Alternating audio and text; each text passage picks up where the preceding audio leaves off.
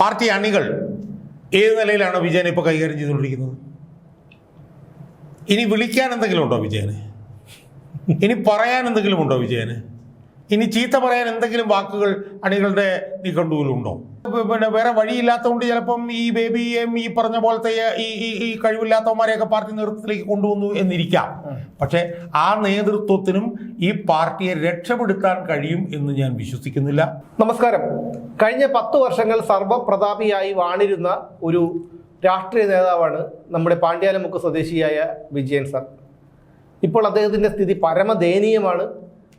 പ്രതിപക്ഷ നേതാവിൻ്റെ സ്ഥാനത്ത് പോലും വേണ്ട എന്ന് അണികൾ ആവർത്തിച്ച് പറഞ്ഞിട്ടും കുളയട്ടയെ പോലെ അവിടെ കടിച്ചു തൂങ്ങി കിടക്കുകയാണ് പിണറായി വിജയൻ. പക്ഷേ ഇപ്പോൾ നേതാക്കൾ പോലും ഈ ചവിട്ടി അരയ്ക്കപ്പെട്ടിരുന്നവരാണ് CPI-ക്കാർ പോലും എടുത്ത് കോണകം എടുക്കുന്ന ഒരു അവസ്ഥയിലേക്ക് പാണ്ഡ്യാലമുക്കുകാരൻ മാറിയിരിക്കുന്നു എന്നുള്ളതാണ്. ഇദ്ദേഹത്തിന് അല്പമെങ്കിലും മാന്യമായിട്ടുള്ള ഒരു ജീവിതമല്ലേ ഇനി വേണ്ടത്? മര്യാദയ്ക്ക് ഇരുന്നൂടെ വീട്ടിൽ? ഇത് പിണറായി വിജയൻ്റെ അവസ്ഥയായിട്ട് മാത്രം ഇതിനെ കാണാൻ ഞാൻ ആഗ്രഹിക്കുന്നില്ല. പിണറായി വിജയന് ഇത് യഥാർത്ഥത്തിൽ അധികാരമുള്ളതിൻ്റെയും അധികാരമില്ലാത്തതിൻ്റെ 2 സാഹചര്യങ്ങളാണ് ഇത് കാണിക്കുന്നത്. അപ്പോൾ പിണറായി വിജയനെ ചവിട്ടി തേക്കുകയാണ് പിണറായി വിജയൻ്റെ കൂടെ ഉള്ളവർ പോലും ഇപ്പോൾ. പക്ഷേ പിണറായി വിജയനെ ഒരു തവണ കൂടെ ജയിച്ചിരുന്നെങ്കിലോ? പിണറായി വിജയൻ ഒരു തവണ കൂടെ ജയിച്ചിരുന്നെങ്കിൽ ഈ പിണറായി വിജയനെ ആട്ടുകയും തുപ്പുകയും ചെയ്യുന്നവർ പിണറായി വിജയൻ്റെ മുമ്പിൽ പഞ്ചപുച്ഛമടക്കി മൂക്കും മുട്ടയും മുട്ടിച്ച് നിൽക്കുമായിരുന്നു. ഇപ്പോൾ KN ബാലഗോപാൽ കഴിഞ്ഞ ദിവസം നിയമസഭയിൽ വളരെ ഇതുപോലെ നമുക്ക് തന്നെ കണ്ടാൽ വിഷമം തോന്നുന്ന നിലയിലാണ് എന്തെങ്കിലും എഴുന്നേറ്റ് എന്ന് പറഞ്ഞിട്ട് പൊക്കി വിടുന്നത്, കുത്തിപ്പൊക്കാൻ ശ്രമിക്കുന്നത്. ആ ബാലഗോപാൽ പോലും പിണറായി വിജയൻ 3ാം തവണ മുഖ്യമന്ത്രിയായി വന്നിരുന്നുവെങ്കിൽ അയാളുടെ മുമ്പിൽ പഞ്ചപുച്ഛമടക്കി നിൽക്കുന്നത് നമുക്ക് കാണാൻ കഴിയുമായിരുന്നു. അപ്പോൾ ഇത് യഥാർത്ഥത്തിൽ വിജയൻ എന്ന് പറഞ്ഞ വ്യക്തിയുമായി ബന്ധപ്പെട്ടുള്ള വിഷയമല്ല ഇത്. അപ്പം നമുക്കറിയാമല്ലോ, ഇപ്പോൾ വിജയനേക്കാൾ പ്രായമുള്ള ഒരാൾ ഇവിടെ മുഖ്യമന്ത്രിയായിരിപ്പുണ്ടായിരുന്നു. വിജയനേക്കാൾ പ്രായമുള്ള എനിക്ക് തോന്നുന്നു 80 വയസ്സിൽ ഏതാണ്ട് വിജയൻ പ്രതിപക്ഷ നേതാവായ ഏതാണ്ട് പ്രായത്തിലാണ് അച്യുതാനന്ദൻ പ്രതിപക്ഷ നേതാവായത്. അതെ, 81 വയസ്സിലെ മറ്റാണ് അച്യുതാനന്ദൻ പ്രതിപക്ഷ നേതാവായത്. ഇയാൾ 89 വയസ്സിൽ ഇപ്പോൾ പ്രതിപക്ഷ നേതാവായി. ഇയാളെയും പിന്നെ VS അച്യുതാനന്ദൻ കൂടെ നമ്മളൊന്ന് താരതമ്യം ചെയ്ത് നോക്കിയേ. VS അച്യുതാനന്ദൻ്റെ ജീവിതത്തിലെ ഏറ്റവും സുവർണ കാലഘട്ടം ആ 5 വർഷമായിരുന്നു. ഈ പാവപ്പെട്ടവനാണെങ്കിൽ ഇരുന്നിട്ട് എഴുന്നേക്കാൻ പോലും കഴിയുന്നില്ല. അപ്പം ഇത് യഥാർത്ഥത്തിൽ വ്യക്തിഗതമായി പറയുന്നതിനേക്കാൾ CPM-നകത്ത് ഒരാൾ അധികാരമുള്ളപ്പോൾ എങ്ങനെയായിരുന്നു, അധികാരമില്ലാത്തപ്പോൾ എങ്ങനെയാണ് എന്നുള്ളതിൻ്റെ ഒരു പരിച്ഛേദമായിട്ട് വേണം നമ്മൾ ഇതിനെ കാണാൻ. നമ്മളിതിനിപ്പോൾ പലപ്പോഴും ചർച്ച ചെയ്തിട്ടുള്ളതാണ്. അധികാരത്തിൽ നിന്ന് പോയാൽ, അതായത് ജനങ്ങൾ തിരസ്കരിച്ച് കഴിഞ്ഞാൽ പിന്നെ തിരസ്കരിക്കപ്പെട്ട ഒരു ജീവിതമാണ് രാഷ്ട്രീയ നേതാക്കന്മാർക്ക് ഉള്ളത്. നമുക്കറിയാം, 2004 കാര്യം നമ്മൾ പറഞ്ഞിട്ടുണ്ട്. ആന്റണി തോറ്റു തുന്നമ്പാടി ഇപ്പോൾ രാജിവെച്ചു പോയി. പലരും അതുപോലെ കരുണാകരൻ ഉൾപ്പെടെ ഇതുപോലെ തെരഞ്ഞെടുപ്പ് പരാജയങ്ങൾ വന്നപ്പോഴത്തേക്ക് രാജിവെച്ച് പോയിട്ടുണ്ട്. എന്നാൽ ഇപ്പോൾ തെരഞ്ഞെടുപ്പ് പരാജയം വരുമ്പോഴും അല്ലെങ്കിൽ ജനങ്ങൾ തിരസ്കരിക്കുമ്പോഴും അല്ലെങ്കിൽ ജനങ്ങൾ ചരിത്രത്തിൻ്റെ ചവറ്റുകൊട്ടയിലേക്ക് തള്ളുമ്പോൾ പോലും വീണ്ടും അധികാരത്തിൽ കടിച്ചു തൂങ്ങേണ്ടി വരുമ്പോഴുണ്ടാകുന്ന ഒരു സ്വാഭാവിക പ്രക്രിയയാണ് ഇപ്പോൾ നമ്മൾ കാണുന്നത്. നമ്മളൊന്ന് ആലോചിച്ച് നോക്കിയേ, പാർട്ടി അണികൾ ഏത് നിലയിലാണ് വിജയനെ ഇപ്പോൾ കൈകാര്യം ചെയ്തുകൊണ്ടിരിക്കുന്നത്? ഇനി വിളിക്കാൻ എന്തെങ്കിലും ഉണ്ടോ വിജയന്? ഇനി പറയാൻ എന്തെങ്കിലും ഉണ്ടോ വിജയന്? ഇനി ചീത്ത പറയാൻ എന്തെങ്കിലും വാക്കുകൾ അണികളുടെ നിഘണ്ടുവിലുണ്ടോ? പക്ഷേ അണികളത് പറയുന്നത് എപ്പോഴാണ്? അണികളത് പറയുന്നത് ഇയാളുടെ അധികാരമെല്ലാം നഷ്ടമായതിനെ തുറന്നിട്ടാണ്. അധികാരമുള്ളപ്പോൾ ഈ അണികൾക്കും ഇത് പറയാനുള്ള ചങ്കുറപ്പ് ഉണ്ടായിരുന്നില്ല. അപ്പോൾ CPM-നകത്തൊരു നേതാവിന് അധികാരമുള്ളപ്പോൾ അയാൾ ഏകാധിപതിയും ഏകഛത്രാധിപതിയും രാജാവുമായി വാഴുമെന്നും അധികാരം പോയാൽ അയാൾക്ക് ഈ പറഞ്ഞ പോലൊരു കുളയട്ടയുടെ പിന്നെ വില പോലും കിട്ടില്ല എന്നതിൻ്റെ ഏറ്റവും പുതിയ തെളിവാണ് നിയമസഭയ്ക്കകത്ത് KN ബാലഗോപാൽ ഇയാളെ കുത്തിപ്പൊക്കി എന്തെങ്കിലും പറയടോ എന്നാണ് അതിൻ്റെ അർത്ഥം. അങ്ങനെ പറഞ്ഞുകൊണ്ടിരിക്കുന്നത്. അപ്പോൾ ഇത് CPM-ൽ ഇങ്ങനെയാണ്. അത് ഞാൻ ഇതിനു മുമ്പ് തന്നെ ഞാൻ പറഞ്ഞിട്ടുണ്ട് പലപ്പോഴും. അധികാരം നിങ്ങളുടെ കയ്യിൽ ഉണ്ടെങ്കിൽ നിങ്ങൾ എത്ര വൃദ്ധനായാലും, നിങ്ങൾ എത്ര രോഗാതുരനായാലും, എത്ര പ്രായാധിക്യം നിങ്ങൾക്കുണ്ടെങ്കിലും നിങ്ങൾക്ക് സ്നേഹവും ബഹുമാനവും എല്ലാം കിട്ടും. ദ മൊമെൻ്റ് നിങ്ങൾ അധികാരത്തിൽ നിന്ന് പോയി നിങ്ങളുടെ കയ്യിൽ അധികാരമില്ല എന്ന് വരുമ്പോൾ നിങ്ങളെ ആരൊക്കെയാണോ ബഹുമാനിച്ചത് അവർ നിങ്ങളുടെ കരണക്കുറ്റിക്കിട്ടടിക്കും. നമ്മളിപ്പോൾ ഈ വിജയൻ്റെ കാര്യത്തിൽ തന്നെ ഒന്ന് ആലോചിച്ച് നോക്കിയേ. ഞാനീ പറഞ്ഞ പോലെ KN Balagopal, M Swaraj, P Rajeev, എന്തിന് ദേശീയ ജനറൽ സെക്രട്ടറിയായിട്ട് MA ബേബി, ഇവരൊക്കെ ഉൾപ്പെടെയുള്ളവർ അധികാരമുള്ളപ്പോൾ പിണറായി വിജയൻ്റെ മുൻപിൽ തൊഴുകയോടെ നിൽക്കുന്നവരായിരുന്നു. അല്ലേ, ഇപ്പോഴും അതിന് വലിയ മാറ്റമൊന്നുമില്ല. കാരണം ഈ പ്രതിപക്ഷ നേതാവിൻ്റെ സ്ഥാനത്ത് വേണ്ട എന്ന് പറഞ്ഞിട്ട് പോലും അതിനെ ഒന്ന് പരസ്യമായി എതിർക്കാൻ മുതിർന്ന നേതാക്കൾ തയ്യാറായിട്ടില്ല. പരോക്ഷമായി പലരും എതിർക്കുന്നുണ്ടാവാം. അല്ല, ഈ എതിർപ്പൊക്കെ ഒരുപക്ഷെ കുറച്ചുകൂടി മൂർത്തമാവാനുള്ള സാധ്യതയുണ്ട് ഭാവിയിൽ. പക്ഷേ അത് മൂർത്തമാകുമ്പോഴും നമ്മൾ മനസ്സിലാക്കേണ്ട ഒരു കാര്യം ചെയ്താൽ അണികളുടെ ഇടയിലൊന്നും അത് വില പോവില്ല. കാരണം അണികളുടെ എതിർപ്പ് വിജയനോടും ഗോവിന്ദനോടും മാത്രമല്ല. അണികൾക്കറിയാം ഈ പാർട്ടിയെ ഈ പരുവത്തിലെത്തിച്ചതിൽ CPMൻ്റെ പ്രധാനപ്പെട്ട നേതാക്കന്മാർക്ക് എല്ലാവർക്കും തുല്യമായിട്ടുള്ള പങ്കുണ്ട് എന്നുള്ളത് അവർക്ക് കൃത്യമായിട്ട് അറിയാം. അതിൽ 1 or 2 ഡിഗ്രി മുകളിലായിരിക്കും വിജയനും ഗോവിന്ദനും എന്ന് മാത്രമേ ഉള്ളൂ. വിജയനും ഗോവിന്ദനും ഒരല്പം മുകളിൽ നിൽക്കുന്ന പറയുമ്പോഴും വിജയനും ഗോവിന്ദനും ഇത് ചെയ്യാനുള്ള എല്ലാ അവസരവും ഒരുക്കി കൊടുത്തവരാണ് മറ്റു നേതാക്കന്മാർ.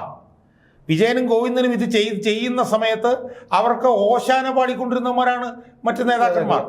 വിജയൻ്റെ ഫ്ലക്സ് കൊണ്ട് കേരളം നിറഞ്ഞപ്പോൾ അതിനെ കൈയടിച്ച് പ്രോത്സാഹിപ്പിച്ചവരിൽ MA ബേബി ഉണ്ട്. ഇപ്പോൾ MA ബേബി എന്നെ പറയുന്നത് എന്താണ്? MA ബേബി പറയുന്നത് പാർലമെൻ്ററി വ്യാമോഹം പാർട്ടിയിൽ കൂടിക്കൊണ്ടിരിക്കുന്നു. പാർലമെൻ്ററി വ്യാമോഹം പാർട്ടിയിൽ കൂടിക്കൊണ്ടിരിക്കുന്നത് എന്ന് പറയുമ്പോൾ നമ്മൾ വിചാരിക്കുന്നത് എന്താണ്? ഇയാൾ പാർട്ടിക്കകത്തുള്ളവർക്ക് പാർലമെൻ്ററി വ്യാമോഹം വന്നുകൊണ്ടിരിക്കുന്നു, അത് പാർട്ടിയെ ജീർണിപ്പിക്കുന്നു എന്ന് പറയുന്നത് നമ്മൾ വിചാരിക്കുമ്പം ഇയാൾ പറയുന്നത് എന്താണെന്നറിയോ? പാർട്ടിയിൽ പാർലമെൻ്ററി വ്യാമോഹം വർദ്ധിക്കുന്നത് കൊണ്ടാണ് TK ഗോവിന്ദനും കുഞ്ഞികൃഷ്ണൻ പുറത്തു പോയി. അവൻ എന്തൊരു അസംബന്ധമാണ്. പാർട്ടിയിൽ പാർലമെൻ്ററി വ്യാമോഹം വർദ്ധിക്കുന്നുണ്ടെങ്കിൽ അത് പാർട്ടിക്കകത്ത് നിൽക്കുന്നവരിൽ പാർലമെൻ്ററി വ്യാമോഹം വർദ്ധിക്കുന്നു എന്ന് പറഞ്ഞിട്ടുള്ള വിമർശനമല്ലേ ഇയാൾ ഉന്നയിക്കേണ്ടത്? പാർട്ടിയിൽ പാർലമെന്ററി വ്യാമോഹം വർദ്ധിക്കുന്നുണ്ടല്ലോ TK ഗോവിന്ദനും കുഞ്ഞികൃഷ്ണൻ പുറത്തു പോയത്. ഒരിക്കലുമല്ല, ജനങ്ങൾ തിരിച്ചറിഞ്ഞത് കൊണ്ടാണല്ലോ അവരെ ജയിപ്പിച്ചു വിട്ടത്. അപ്പോൾ പാർട്ടിയുടെ തെറ്റായ നയങ്ങളെ ചോദ്യം ചെയ്യുകയും തെറ്റായ നയങ്ങളിൽ പാർട്ടി തുടരുന്നു എന്ന് ബോധ്യമായതിനെ തുടർന്ന് പാർട്ടിയുടെ തെറ്റായ നയങ്ങൾക്കെതിരെ ശക്തമായിട്ടുള്ള സമര പോരാട്ടങ്ങൾ നടത്താൻ പാർട്ടിയിൽ നിന്ന് പുറത്തുപോയവരാണ് TK ഗോവിന്ദനും കുഞ്ഞികൃഷ്ണനും സുധാകരനൊക്കെ ഉൾപ്പെടെയുള്ള ആളുകൾ. പാർട്ടിയുടെ തെറ്റായ നയത്തിനെതിരെ അവർ നടത്തിയ പോരാട്ടം ശരിയായിരുന്നു എന്നുള്ളൊരു തെളിവല്ലേ പാർട്ടി കോട്ടകളിൽ നിന്ന് അവർ ജയിച്ചു വന്നിട്ടുള്ളത്. അപ്പോൾ പാർട്ടിയുടെ തെറ്റായ നയത്തിനെതിരെ പോരാടി പുറത്തുപോയി ജയിച്ചു വന്നവരാണ് പാർലമെന്ററി വ്യാമോഹത്തിൻ്റെ ഉദാഹരണം എന്ന് ബേബിയെ പോലുള്ള പാർട്ടിയുടെ ജനറൽ സെക്രട്ടറി പറയുമ്പോൾ അത് ബേബിക്ക് ബോധ്യമാകുമെങ്കിലും പാർട്ടിയുടെ 99% അണികൾക്കും അത് ബോധ്യമാവില്ല എന്നുള്ള കാര്യത്തിൽ ആരും തർക്കമില്ല. അതുകൊണ്ട് തന്നെ ഈ ബേബിയും സ്വരാജും രാജീവും ഇതുപോലെയുള്ള നേതാക്കന്മാർ നടത്തിക്കൊണ്ടിരിക്കുന്ന ചക്കളത്തി പോരാട്ടം എങ്ങനെയെങ്കിലും വിജയനെയും ഗോവിന്ദനെയും ഒഴിവാക്കി അടുത്ത പാർട്ടി സമ്മേളനത്തിൽ പാർട്ടി നേതൃത്വം പിടിച്ചെടുക്കുക എന്നുള്ള ഒരു സങ്കുചിത ഹ്രസ്വകാല ലക്ഷ്യമാണ് എന്നുള്ളത് പാർട്ടി അണികൾക്ക് ബോധ്യമാണ്. പാർട്ടി അണികളെ സംബന്ധിച്ചിടത്തോളമുള്ള പ്രശ്നം എന്താ? പാർട്ടി അണികളെ സംബന്ധിച്ചിടത്തോളമുള്ള പ്രശ്നം ഈ പാർട്ടി ജീർണതര പടുകുഴിയിലേക്ക് വീണുകൊണ്ടിരുന്നപ്പോൾ ഈ പാർട്ടി ജീർണതര പടുകുഴിയിലേക്ക് വീണുകൊണ്ടിരിക്കുകയാണെന്ന് പറയാൻ ഈ പാർട്ടിയിൽ ഒരു നേതാവും ഉണ്ടായിരുന്നില്ല. ഇലക്ഷനിൽ തോറ്റു തുന്നം പാടുന്നത് വരെ ഈ പിണറായിയും ഈ വിജയനും ഗോവിന്ദനും ഉൾപ്പെടെ എടുക്കുന്ന നയങ്ങൾക്കെല്ലാം ഓശാന പാടി കൈയും കൊട്ടി പഞ്ചപുച്ഛമടക്കി നിന്നവരാണ് ബേബി മൂലത്തായിട്ടുള്ള ആളുകൾ. മനസ്സിലായില്ലേ? അതേസമയം പാർട്ടി തോറ്റു കഴിഞ്ഞപ്പോൾ ഉടനെ പാർട്ടി തോറ്റു കഴിയുമ്പോഴത്തേക്കും ഇതിനെ കുറ്റപ്പെടുത്തുകയാണ്. നമ്മൾ VS അച്യുതാനന്ദനെ അംഗീകരിച്ചത് എന്തുകൊണ്ടാണ്? VS അച്യുതാനന്ദൻ ഈ പാർട്ടി നടത്തിയ പോരാട്ടങ്ങൾക്കൊപ്പം പാർട്ടി അണികളിൽ നിന്ന് എന്തുകൊണ്ടാണ്?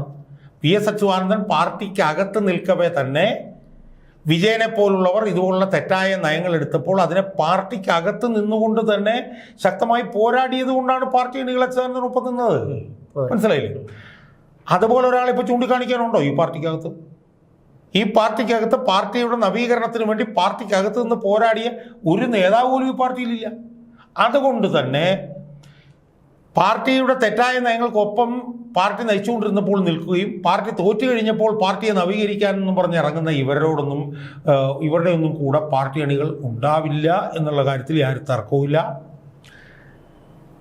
ഒരുപക്ഷെ പാർട്ടി അണികൾക്ക് വേറെ വഴിയില്ലാത്തതുകൊണ്ട് ചിലപ്പം ഈ ബേബിയെയും ഈ പറഞ്ഞ പോലത്തെ ഈ കഴിവില്ലാത്തവന്മാരെയൊക്കെ പാർട്ടി നേതൃത്വത്തിലേക്ക് കൊണ്ടുവന്നു എന്നിരിക്കാം.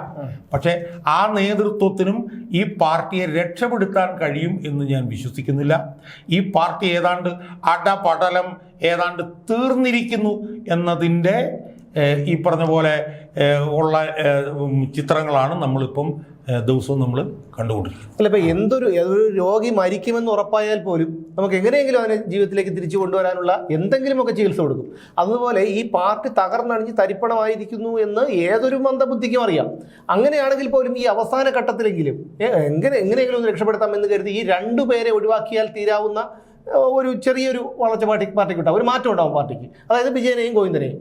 അതുകൊണ്ട് എന്തുകൊണ്ട് തള്ളിയാറാവുന്നില്ല? അല്ല, നമ്മൾ മനസ്സിലാക്കേണ്ട ഒരു കാര്യം, ഈ വിജയനും ഗോവിന്ദനും നെയും ഒഴിവാക്കുക എന്നത് വളരെ ലളിതമായിട്ടൊരു സമവാക്യമായിട്ടൊന്നും ആരും കാണരുത്. കാരണം വിജയനും ഗോവിന്ദനും എന്ന് പറയുന്നത് രണ്ട് വ്യക്തികളല്ല. വിജയനും ഗോവിന്ദനും എന്ന് പറയുന്നത് ഈ പാർട്ടി കഴിഞ്ഞ കുറേ നാളുകളായി നേരിടുന്ന നയവ്യതിയാനത്തിൻ്റെ ഉൽപ്പന്നങ്ങളാണ് വിജയനും ഗോവിന്ദനും. വിജയൻ എന്ന് പറഞ്ഞാൽ ഒരു വിജയൻ മാത്രമല്ല ഈ പാർട്ടിക്കകത്ത്. ഈ പാർട്ടിക്കകത്ത് 10,000-കണക്കിന് വിജയന്മാരെ വിജയൻ സൃഷ്ടിച്ചിട്ടുണ്ട്. നിങ്ങൾ വിജയൻ്റെ ചരിത്രം എടുത്ത് നോക്കൂ. 1998 മുതൽ 2026 വരെയുള്ള വിജയൻ പാർട്ടിയിൽ നേതൃത്വത്തിൽ ഇരുന്നപ്പോഴും മുഖ്യമന്ത്രിയുടെ നേതൃത്വത്തിൽ ഇരുന്നപ്പോഴും വിജയൻ ഈ പാർട്ടിയിലേക്ക് കുത്തിച്ചെലുത്തിയ, ഒളിച്ചു കടത്തിയ ഒരു രാഷ്ട്രീയവും പ്രത്യയശാസ്ത്രവും ഉണ്ട്. ആ രാഷ്ട്രീയവും പ്രത്യയശാസ്ത്രവും എന്ന് പറഞ്ഞാൽ അത് ജീർണതയുടെ രാഷ്ട്രീയം, അത് അഴിമതിയുടെ രാഷ്ട്രീയം, അത് ഭൂമി കൈയേറ്റത്തിൻ്റെ രാഷ്ട്രീയം, അത് സ്ത്രീപീഡനത്തിൻ്റെ രാഷ്ട്രീയം, മനുഷ്യാവകാശ ലംഘനങ്ങളുടെ രാഷ്ട്രീയം. ഈ രാഷ്ട്രീയ പ്രത്യയശാസ്ത്രവും കുത്തിച്ചെലുത്തുന്നതിൽ മുൻപന്തിയിൽ നിന്നവരാണ് വിജയനും ഗോവിന്ദനും. അതുകൊണ്ട് തന്നെ വിജയനും ഗോവിന്ദനും പാർട്ടി അണികളുടെ ഇടയിൽ ചിലപ്പോൾ ഭൂരിപക്ഷം ഇല്ലെങ്കിൽ പോലും പാർട്ടി ഭാരവാഹികളുടെ ഇടയിൽ വലിയ ഭൂരിപക്ഷം ഇവർക്ക് രണ്ടുപേർക്കും ഉണ്ട്. കാരണം ഇവരുടെ രാഷ്ട്രീയവും പ്രത്യയശാസ്ത്രവും തുടരുന്നവരാണ് പാർട്ടി സംസ്ഥാന കമ്മിറ്റി അംഗങ്ങൾ മുതൽ പാർട്ടി ബ്രാഞ്ച് കമ്മിറ്റി വരെയുള്ള ആളുകൾ. അതുകൊണ്ട് വിജയനെയും ഗോവിന്ദനെയും അങ്ങ് മാറ്റി നാളെ ബേബിക്കും സ്വരാജിനും രാജീവിനും കൂടെ അധികാര കസേരയിൽ കയറി അങ്ങ് ഞെളിഞ്ഞിരിക്കാം എന്നൊന്നും ചിന്തിക്കാൻ പോകരുത്. അതൊന്നും അത്ര ലളിതമായിട്ടുള്ളതും എളുപ്പമായിട്ടുള്ള സമവാക്യമല്ല. ഇപ്പം ഞാൻ ചോദിക്കുന്നു, ഇപ്പോൾ പാർട്ടി സംസ്ഥാന കമ്മിറ്റിയിലുള്ളതിൽ ബഹുഭൂരിപക്ഷം ആളുകളും ഈ ബേബിയും പ്രവൃത്തികളെയും ഒക്കെ പിന്തുണയ്ക്കും എന്നൊക്കെ കരുതി അങ്ങോട്ട് ചെല്ലുമ്പോൾ അതിനത്തരത്തിലുള്ള പിന്തുണ കിട്ടണമെന്ന് നിർബന്ധമൊന്നുമില്ല. അപ്പം ഞാൻ ചോദിക്കട്ടെ, അങ്ങനെയെങ്കിൽ വിജയൻ എന്തുകൊണ്ട് പ്രതിപക്ഷ നേതാവായി? ഈ എതിർപ്പ് വിജയനെ പ്രതിപക്ഷ നേതാവാക്കുന്നതിൻ്റെ കാര്യത്തിൽ പാർട്ടി സംസ്ഥാന കമ്മിറ്റിയിൽ നിന്നുണ്ടാവണ്ടേ? വിജയനെ പ്രതിപക്ഷ നേതാവാക്കുന്നതിൽ നിന്ന് പാർട്ടി സെക്രട്ടറിയിൽ നിന്നുണ്ടാവണ്ടേ? അതായത് ഈ താക്കോൽ സ്ഥാനങ്ങളിൽ ഇപ്പോഴും ഇരിക്കുന്നത് വിജയന്റെ പ്രതിരൂപങ്ങളാണ്. വിജയന്മാരാണ് താഴോട്ട്. വിജയൻ കഴിഞ്ഞ കുറേ വർഷങ്ങളായി ഉണ്ടാക്കി വെച്ചിട്ടുള്ള ലക്ഷക്കണക്കിന് വിജയന്മാരും ഗോവിന്ദന്മാരുമാണ് ഈ പാർട്ടിയിൽ അടിമുടിയിരിക്കുന്നത്. അവരെല്ലാവരും നിക്ഷിപ്ത താല്പര്യങ്ങളുടെയും സ്വാർത്ഥ താല്പര്യങ്ങളുടെയും വക്താക്കളാണ്. അവരിതിനകത്ത് ഇരിക്കുന്നത് തന്നെ അവരുടെ സ്വാർത്ഥ താല്പര്യവും നിക്ഷിപ്ത താല്പര്യവും സംരക്ഷിക്കാൻ കഴിയുമെന്നുള്ളത് കൊണ്ടാണ്.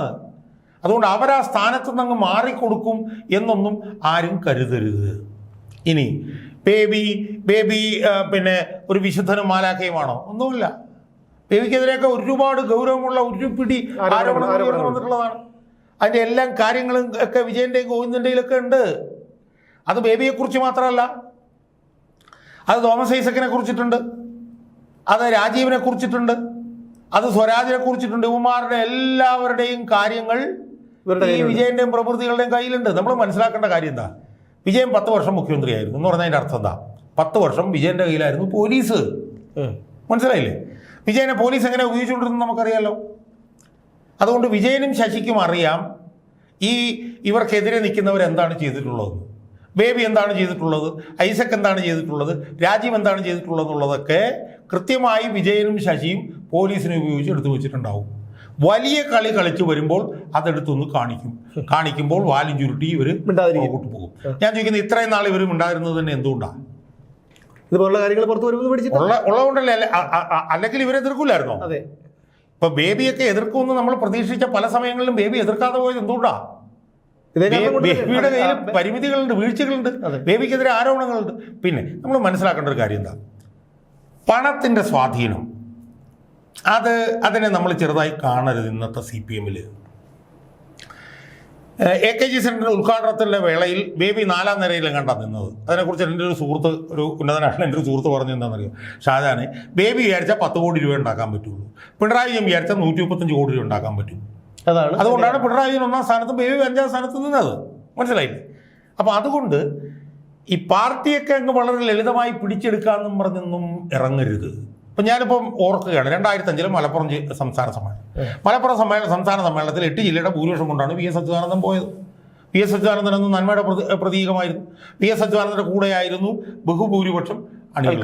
ഈ 4 ദിവസം സമ്മേളനം കഴിഞ്ഞപ്പം VS അച്യുതാനന്ദനോട് മത്സരിച്ച 12 പേരും പടയെന്ന് പൊട്ടി പാർട്ടി പിണറായിയുടെ കയ്യിലേക്ക് പോയി.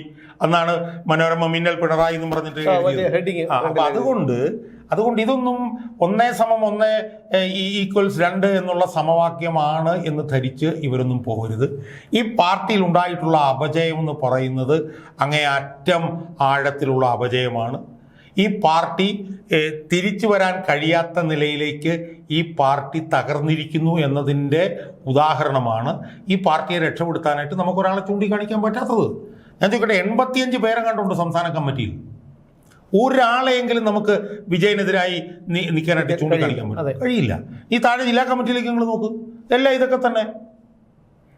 പാർട്ടി പിടിക്കാൻ വേണ്ടിയിട്ട് ചിലപ്പോൾ അപ്പുറത്തെ സൈഡിലേക്ക് നിൽക്കുമെങ്കിൽ പോലും പാർട്ടിയെ നവീകരിക്കാനുള്ള, ഇപ്പോൾ തിരുവനന്തപുരം ജില്ലാ കമ്മിറ്റികൾ എടുത്ത് നോക്ക്, വിജയനെതിരെ സമരം നയിക്കാനായിട്ട് ഒരാളെ നമുക്ക് അതിനകത്ത് കാണിക്കാൻ പറ്റും? ഒരു ജില്ലയിലും ഇല്ല. അപ്പോൾ ഇത് ശരിക്കൊരു 10-15-20 വർഷം കൊണ്ട് ഇതങ്ങ് ചീഞ്ഞ് പുഴുത്തു നാറി ചെതലരിച്ച് പുഴുവരിച്ചിരിക്കുന്ന ഒരു സംവിധാനമാണ്. ഈ സംവിധാനം വിജയനും ഗോവിന്ദനും പോയാൽ അങ്ങോട്ട് രക്ഷപ്പെടുമെന്നൊക്കെ വളരെ ലളിതമായി പറയൽ വളരെ എളുപ്പമാണ്. പക്ഷേ അതിൻ്റെ ആ ഉള്ളിലേക്ക്, എൻ്റെ കാമ്പിലേക്ക് ചെല്ലുമ്പോഴത്തേക്കും ഞാൻ ഈ പറഞ്ഞതുപോലെ ഇത് മൊത്തം പുഴുവരിച്ചതാണ് ഈ കോട്ടയ്ക്കകത്തിരിക്കുന്നത്. ഇതിനകത്തുനിന്ന് കുറച്ചെങ്കിലും പുഴുവരിക്കാത്ത എന്തെങ്കിലും എടുക്കാൻ പറ്റുമോ എന്നും പറഞ്ഞ് നമ്മൾ ഇതെടുത്ത് പൂളി നോക്കുമ്പോൾ ഇതിനകത്ത് മുഴുവൻ പുഴുവാണ്. മനസ്സിലായോ? കൊട്ടയ്ക്കകത്തിരിക്കുന്ന മുഴുവൻ മാങ്ങയ്ക്കകത്തും അകം മുഴുവൻ പുഴുവാണ്. അപ്പോൾ അകം മുഴുവൻ പുഴുവായി കഴിഞ്ഞാൽ നമുക്ക് എന്തെങ്കിലും ഒരു ശസ്ത്രക്രിയയിലൂടെ ഇതിനെ രക്ഷപ്പെടുത്താന്ന് പറഞ്ഞാൽ കഴിയില്ല. കാരണം അകം മുഴുവൻ പുഴുവാണ്. അപ്പോൾ അതുകൊണ്ട് തന്നെ CPM എന്ന് പറഞ്ഞ ഈ സംവിധാനത്തിന് ഇനി പച്ച പിടിക്കൽ, രക്ഷപ്പെടൽ, തിരിച്ചു വരൽ എന്നുള്ളത് അത്ര എളുപ്പമുള്ളൊരു കാര്യമല്ല. വിജയനെയും ഗോവിന്ദനെയും മാറ്റിയാൽ എല്ലാം പരിശുദ്ധവും വിശുദ്ധവും മാലാഖമാരെ പോലെയാണ് എന്നൊക്കെ കരുതുന്നത് മൗഢ്യമാണ് എന്നത് ഈ സംഭവമായിട്ട് അങ്ങോട്ട് ഇറങ്ങുമ്പോൾ ബേബിക്കും കൂട്ടർക്കും മനസ്സിലാവും എന്നാണ് എനിക്ക് ഈ അവസരത്തിൽ സൂചിപ്പിക്കുന്നത്. തീർച്ചയായും പിണറായി വിജയന്റെ ഈ ഒരു അവസ്ഥ കാണുമ്പോൾ എനിക്ക് ഓർമ്മ വരുന്നത് ഉദയനാട് താരം എന്ന സിനിമയിലെ തെങ്ങുമൂട് രാജപ്പനെയാണ്. ശ്രീനിവാസൻ അവതരിപ്പിച്ച അനശ്വര കഥാപാത്രം തെങ്ങുമൂട് രാജപ്പൻ. ഒടുവിൽ തെങ്ങുമൂട് രാജപ്പൻ എന്താണ് സംഭവിച്ചത് എന്നുള്ള കാര്യവും നമുക്കറിയാം. അല്പമെങ്കിലും മാന്യത ഉണ്ടായിരുന്നെങ്കിൽ ഈ മനുഷ്യൻ 80 വയസ്സോളമായ ഈ മനുഷ്യൻ ഇനി വിശ്രമ ജീവിതം നയിച്ചിരുന്നെങ്കിൽ പോലും ഇത്രയും അപഹാസ്യരായി പൊതുസമൂഹത്തിന് മുന്നിൽ ജീവിക്കേണ്ടി വരില്ലായിരുന്നു. ഇപ്പോൾ പാർട്ടിയിൽ അദ്ദേഹത്തിനെതിരെ നിൽക്കാൻ ഭയപ്പെട്ടിരുന്നവർ പോലും താറടിച്ച് കാണിക്കുന്ന ഒരവസ്ഥയിലേക്ക് പിണറായി വിജയൻ എത്തിയിരിക്കുന്നു എന്നുള്ളത് തെങ്ങുമൂട് രാജപ്പനെ ഒരിക്കൽ കൂടി അനുസ്മരിച്ചുകൊണ്ട് നിർത്തുന്നു. വീണ്ടും കാണാം.